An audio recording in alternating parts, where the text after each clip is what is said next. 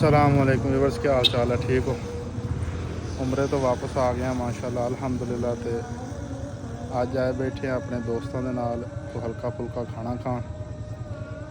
तो ये यार बेली मेरे माड़े नहीं चंगे ने माशाल्लाह। तो इस्लामाबाद रिसीव करने भी गए थे, फुल शुल भी लिया सी, बस तस्वीर शसीर रह गई, तो फोटो शोटो नहीं बनया साढ़े को। तो हम खाने तो आए ने, तो इंशाल्लाह तारा भी करवा देंगे। है जनाब हाफिज साहब ने, चौधरी बिल्डर्स झंडा वाला। है जनाब मेहरान भाई ने, Al Mehran baby garments Khan plaza. है जनाब मेरे पिंड दे जुबैर भाई, जुबैर करियाना स्टोर ठीक हो गया।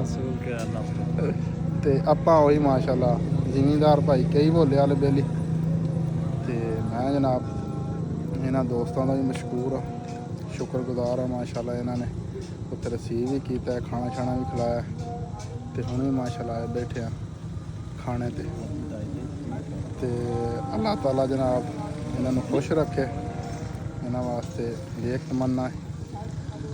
तो बाकी दुआवां याद रखियो। अल्लाह हाफिज़।